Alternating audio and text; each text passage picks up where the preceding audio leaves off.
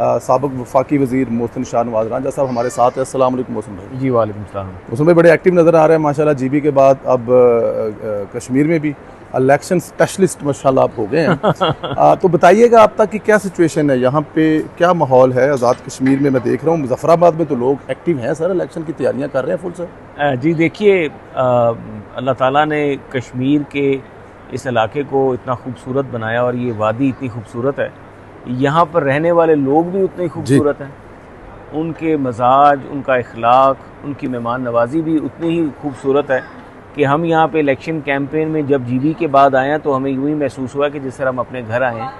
लोगों ने, हमारी जमात के कारकुनों में जोश और जज्बा जो है उसको देख के हमें इंतहाई खुशी हुई है। और ख़ास तौर पे जो पिछले दिन कश्मीर की जो सूरत हाल थी उसको सामने रखते हुए एक बड़ी सूरत हाल जो सोशल मीडिया पे पढ़ी जा रही थी, देखी जा रही थी, वहाँ से ये अंदाज़ा होता था कि कश्मीर में हालात कुछ ज़्यादा कशीदगी इख्तियार कर चुके हैं, लेकिन यहाँ पर आके मुजफ्फराबाद में आके ऐसा कुछ महसूस नहीं हुआ। तो ये मेरा ख्याल है कि पहले तो एक परसेप्शन डेवलप की गई। अब उस परसेप्शन डेवलप करने में जो भी कुव्वतें थीं, उनके जो भी मकासद थे, वो मेरे ख्याल से सोशल मीडिया की हद तक थे, लेकिन ऑन ग्राउंड ऐसी कोई चीज़ हमें नज़र नहीं आई। लोगों ने हमें उसी तरह से इस्तकबाल किया, बल्कि नून लीग के कारकुनों के साथ और मुस्लिम लीग नून के नुमाइंदों के साथ लोगों का एक ख़ास लगाव मेरे देखने में आया।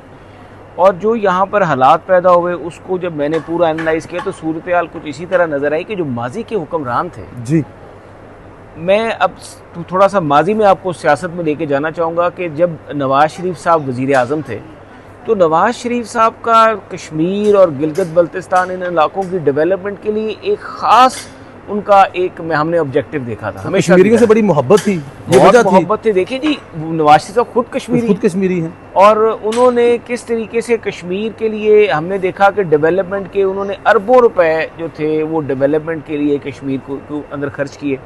और उस वक्त जब मुस्लिम लीग नून की हुकूमत बनी तो उसके बाद जो कश्मीर में जो तरक्की देखने में सामने आई, जो कश्मीर में तरक्याती प्रोग्राम का आगाज़ हुआ, जो कश्मीर में बिजली के मंसूबे, सड़कों के मंसूबे, हस्पताल, स्कूल, यूनिवर्सिटी, कॉलेज, जो ये चीज़ें सारी डेवलपमेंट एकदम सामने देखने में आई, तो ये तो सिर्फ़ और सिर्फ मियां नवाज शरीफ साहब के दौर में हुई। और उसके बाद जो सबसे बड़ा टर्निंग पॉइंट है ना इस खिते में जो सियासत का, वो टर्निंग पॉइंट तब हुआ जब नाअहल लोग आके कश्मीर की हुकूमत पर फायज हो गए। और ये नाअहल हुकूमतें वही जो तहरीक इंसाफ की जो नुमाइंदगी यहाँ पर आई और उन्होंने हुकूमत संभाली, और वो कश्मीर की आवाम को वो दे ना सके, क्योंकि वो एक्सपेक्ट ये कर रहे थे कि कश्मीरियों को भी वही हकूक मिलने चाहिए जो जिस तरीके से पाकिस्तान में बाकी सूबों में आवाम को सहूलियात मुयसर की गई हैं। या जो नवाज शरीफ साहब ने एक तसलसल कायम किया हुआ था, तरक्याती प्रोग्राम का, मुस्लिम लीग नून ने वही तसलसल जो था वो बहाल रहता। लेकिन बदकिस्मती से जिस तरह पाकिस्तान में वो तरक्की का तसलसल टूटा इमरान खान साहब के दौरे हुकूमत में, वही तसलसल का जो आगाज़ था यहाँ पे एक नाकामी का तसलसल, एक बैकवर्ड लेके जाने का तसलसल, लोगों को हकूक़ ना मिलने का तसलसल, ये सारा तसलसल जो था बहाल हो गया पिछली हुकूमत में आके। और ये जो जॉइंट एक्शन कमेटी वाले हमारे भाई हैं, उनके ऊपर जो उनके मुतालबात थे, ये सारी की सारी बातें जो तरक्याती मंसूबे से मुतल्लिक हैं, नवाज शरीफ का तो नारा ही तरक्याती काम करवाना। और उस दौर में कभी यहाँ पे ये महसूस भी नहीं हुआ जो अभी इस पिछले दौरे हुकूमत में हुआ, जिसकी वजह से ये ज्वाइंट एक्शन कमेटी बनी? जी जी बिल्कुल। हमारे उस दौर में तो कश्मीरियों को, आपको पता है कि इतनी प्रायोरिटी दी जाती थी कि हमारी कहीं पे भी कोई बात होनी तो डिसीजन मेकिंग में, मुल्क की डिसीजन मेकिंग में कश्मीरी वज़ीर आज़म को बुलाया जाता था। बिल्कुल ठीक। और फारूक हैदर साहब वज़ीर आज़म थे, तो उनको पाकिस्तान के बड़े फैसलों में, यानी कि हमने उनको पूरा ओन किया हुआ था, कश्मीरी कम्युनिटी को, कश्मीरी भाइयों को, कश्मीरी इलाके में रहने वाले लोगों को। लेकिन यहाँ पे जो वो डिसकंटिन्यू सारा प्रोसेस हुआ, वो इमरान साहब के जो ये दौरे हुकूमत आया, उसके बीच में फिर गवर्नमेंट बनी और बदकिस्मती से इतनी नाअहल हुकूमत बन जाना और पैसे का बेदरेग इस्तेमाल शुरू हो गया सियासत में। यहाँ पर अजीबो गरीब किस्म के, मतलब जो लोग गैर सियासी लोग थे, जिनका सियासी एक्यूमेंट नहीं था, वो सियासत से ताल्लुक नहीं था, जिन्होंने सोशल वेलफेयर की जो साइंस है उसको पढ़ा ही नहीं था, उसको प्रैक्टिकली उस पर अमल ही नहीं किया गया था, वो इक़्तिदार की कुर्सियों में जब फायज हो गए, इवन के वज़ीर आज़म तक पहुंचे होते, इवन तो वज़ीर आज़म तक पहुंचे, उस वक्त मरकज में भी यही था, यही हालात थे, यही हालात यहाँ पर थे। ऐसे लोग बन गए जिनको पता ही नहीं है, जिस तरह पंजाब में बुज़दार साहब आ गए, जिन्होंने तरक्की का अलफ बे नहीं पता, उनको आपने ला के मेन ओहदों पे फायज कर दिए। तो उसके असरात यही निकले जो हमने देखे कि जॉइंट एक्शन कमेटी की शक्ल में एक कुव्वत जो थी, वही एहसास कमतरी जो थी उसमें मुब्तला जो अवाम थी, उनको आवाज़ से नून लीग को तो इन्होंने जिस तरीके से पिछले इलेक्शन में हराया, इलेक्शन मैनेज किया गया, उनको नहीं जीतने दिया गया, उनको जीती हुई सीटें हमारी हरा दी गई। ये सारा का सारा जो प्रोग्राम हुआ, उसका जो आगे से नतीजा वो निकला वो ये हुआ कि वो नाअहल लोगों ने जब इक़्तिदार संभाला तो जॉइंट एक्शन कमेटी या इस तरह की जितनी भी आवाज़ें थी वो सामने हो गई। हमारे कायदीन तो कोई जेल में था, कोई नैब भुगत रहा था, कोई एंटी नारकोटिक्स को फेस कर रहा था, तो हमारी तो सियासी जमात उस वक्त एक अमल में से गुजरी थी। तो यहाँ पर भी सियासी जमात नून लीग का वही तरीकाकार था कि उनके भी पीछे मुकदमात बनाए जा रहे थे, अंडर प्रेशर रखा जा रहा था, घरों से निकलने नहीं दिया जा रहा था।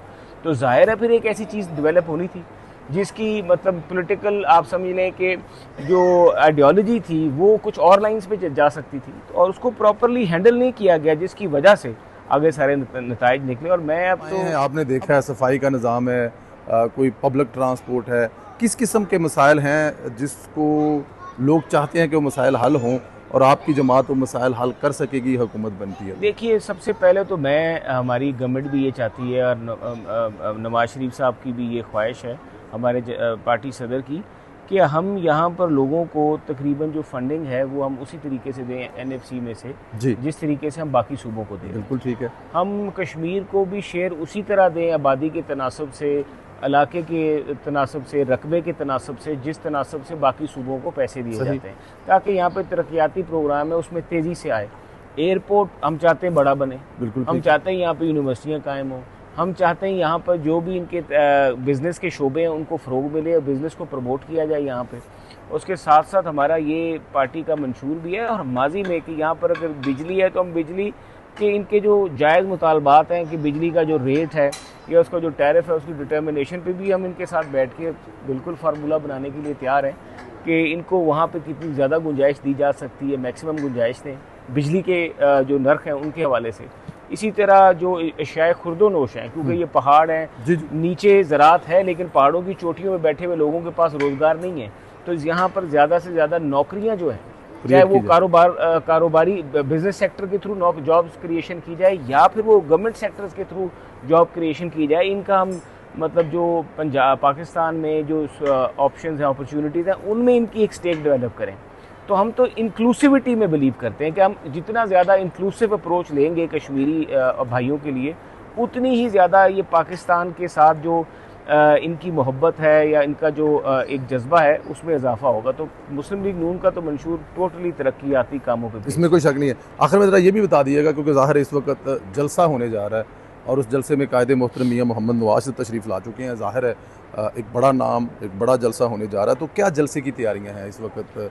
आपके तमाम जो स्टेक होल्डर्स हैं वो ऑन बोर्ड हैं, तमाम जो पार्टी के इलेक्शन पे लोग लड़ रहे हैं या सदारत है पार्टी की, तमाम लोग? बिल्कुल जी, हमारे मुस्लिम लीग नून की जो क़यादत है यहाँ पर वो ऑन बोर्ड है। हमारा सिटी बेसिकली जो है यहाँ से मेन मरकज़ होगा जलसे का। ज़्यादा पब्लिक जो है हम यही उम्मीद रखते हैं कि सिटी मुज़फ़्फ़राबाद में से लोग बाहर निकलेंगे। उसके साथ ज़िला मुज़फ़्फ़राबाद के 5 हलके, पाँचों हलकों में हम कोहाला से लेके यहाँ आखिर एंड तक, जहाँ तक ये डॉक्टर मुस्तफ़ा साहब वाला जो हलका है वहाँ तक हम ये पूरी कोशिश करेंगे कि हम ज़्यादा से ज़्यादा लोगों को लाएं, बल्कि नीलम से भी और राजा फ़ारूक हैदर साहब के हलके से भी, उस इलाकों से भी हम लोगों को यहाँ पर लाने की हमारा टारगेट है। लेकिन हमारी मेन तवज्जो ज़िला मुज़फ़्फ़राबाद पे, और ज़िला मुज़फ़्फ़राबाद ये गैदरिंग जो होगी इंशाअल्लाह ताला कश्मीर के हवाले से। पंजाब में आबादी बहुत ज़्यादा है, आपको पता है, एक यूनियन काउंसिल का जो इलेक्शन होता है वो 20-20, 25-25 हज़ार वोटों पे चला जाता है और 7.5 लाख पे आबादी पे एक हल्का मुश्तमिल होता है। तो यहाँ पे छोटे हल्के, इस हवाले से यहाँ पर अगर 30-40 हज़ार का भी जलसा हो जाए कश्मीर में या मुज़फ़्फ़राबाद में, ये इस आबादी के हवाले से, इस इलाके के हवाले से एक तारीखी जलसा होता है, बहुत बड़ा जलसा, क्योंकि इतनी आबादी, इतना टर्न आउट लाना जलसे के लिए इस इलाके में एक, मैं समझता हूँ, बहुत बड़ा मेजर स्टेप होता है। तो हमारी कोशिश है कि मैक्सिमम लोगों को जलसागाह में लेकर आएँ। हमारी कोशिश है, हमारे सारे MPAs जो हैं मुस्लिम लीग नून के पंजाब से और चीफ़ ऑर्गेनाइज़र मरीम नवाज़ साहिबा जो हैं वो ख़ुद इस जलसे को मॉनिटर कर रही हैं। तो हम अपना बड़ा एग्रेसिवली कोशिश कर रहे हैं कि ट्रांसपोर्ट अपने वर्कर्स को मुहैया की जाए। हम कोशिश कर रहे हैं कि उनको ऑर्गेनाइज तरीके से जलसागाह तक पहुंचाया जाए। हम ट्रांसपोर्ट प्लान पे काम कर रहे हैं। इस तरीके से यूसी और वार्ड लेवल पे जाके जो लोग वहाँ से बंदे निकाल के लाएंगे, हम उन बंदों के साथ मीटिंग्स कर रहे हैं कि वो कितने बंदे निकाल के लेके आएंगे, ताकि प्रैक्टिकल जो हमसे बातचीत की गई हो वो हकीकत पे मबनी है। तो हमारे एमपीएस जो हैं, वो हमारी सारे यंग एमपीएस पंजाब से हैं, वो भी अपनी पूरी कंट्रीब्यूशन कर रहे हैं जो मरीम नवाज साहिबा ने भेजें। उसके अलावा और भी कुछ सीनियर हैं पार्टी के, अमीर मकाम साहब, कैप्टन सफदर साहब, सऊद मजीद साहब, ये भी सब लोग यहाँ पर पहुँचे हुए हैं, ये भी इन सारे मामलात को देख रहे हैं।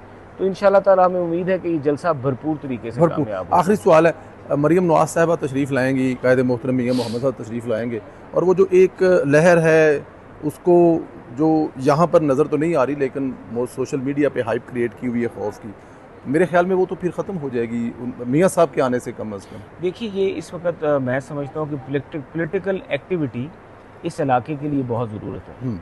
इलेक्शन बहुत ज़रूरत है, क्योंकि अवाम की जो ख्वाहिश है, क्योंकि अगर जत्थों के कहनों पर, बिल्कुल आप सही कह रहे हैं, अवाम की जो ख्वाहिशात हैं वो बैलेट बॉक्स के ज़रिए ट्रांसलेट होकर जब तक असेंबली में पहुँचेंगी, बैलेट बॉक्स से ट्रांसलेट होकर असेंबली में पहुँचेंगी, तो उनकी उमंगें जो हैं वो उनके ऊपर फैसले होंगे। तो हम ये समझते हैं कि अब ये डिले जो है एज अ पाकिस्तानी, इस इलाके का वेल विशर या एक सियासी तालिब इल्म होने की हैसियत से, मैं समझता हूँ कि जब अवाम की नुमाइंदगी ऐवान में पहुँच जाती है तो फिर ऐवान बात करता है अवाम की। तो अभी ये जत्थों या इस तरह की चीज़ों से बेहतर है निकल के एक ऐसी अनऑर्गेनाइज्ड मूवमेंट से बेहतर है कि पार्लियामेंट में बैठ के एक दस्तूर के मुताबिक फ़ैसले किए जाएं जो आवाम के बेहतरीन हक़ में। बेहतरीन क्या था मोहसिन भाई, इंशाल्लाह ताला आपसे अपडेट लेते रहेंगे। मैंने कहा ज़रा हम अब तक आपकी पोजीशन पीछे और जो लोग इसको देख रहे हैं वो सुन सके इंशाल्लाह।